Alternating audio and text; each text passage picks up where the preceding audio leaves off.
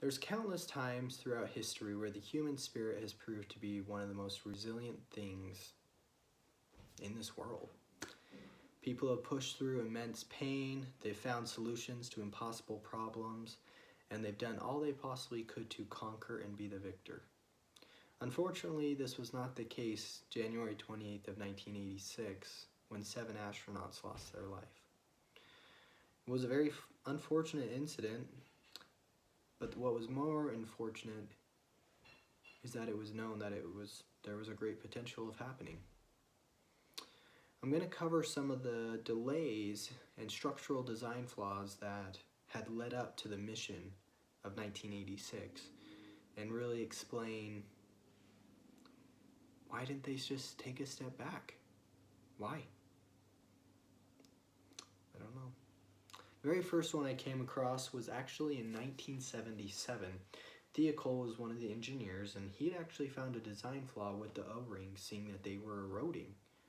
He actually let upper management know this, that a redesign of those needed to come to pass August 19th of 1985. So over that 8-year span, nothing was done even though they knew in 1977. Another incident occurred in 1981 after the flight of the second shuttle mission. Examination of the booster filled joints revealed that the O-rings were eroding during flight. During the flight, they were eroding. Yet, nothing was done, even though the O-ring material was being eaten away by hot gases. Another one occurred the night before. Temperatures for the following day were projected to be in the low 20s. I know this doesn't sound like a big deal, but the O-rings and the shuttle had never been tested in that temperature before. They didn't know how they were going to react, yet they still went through with it.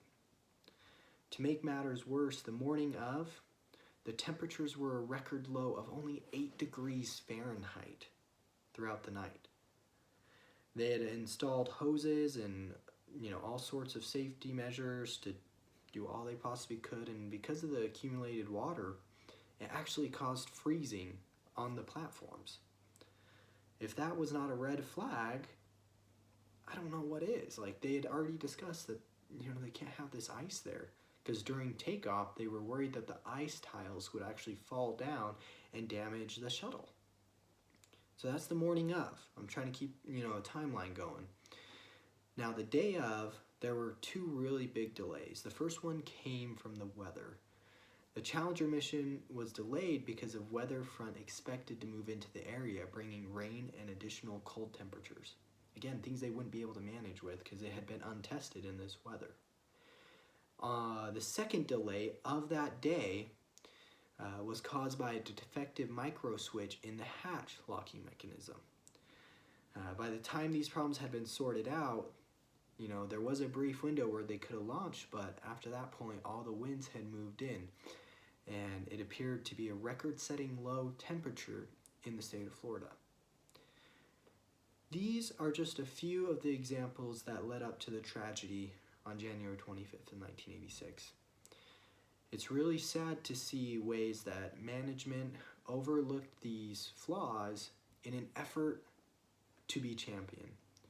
During that time, it was a big space race with not even just the US, all across the world, countries were trying to compete to be the number one. But the real question needs to be asked, is it really worth skipping these essential structural flaws for a victory? The answer is no. Even though they worked really hard, they got the shuttle prepared, there were a list of things that they needed to improve on before the launch was ready.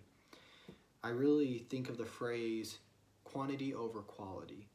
They were trying to push out as many shuttles as possible, trying to find one that was efficient without really focusing on the quality of the machine. I believe that if upper management had taken a step back, not been as prideful, they really would have been able to save the lives of those 7 astronauts.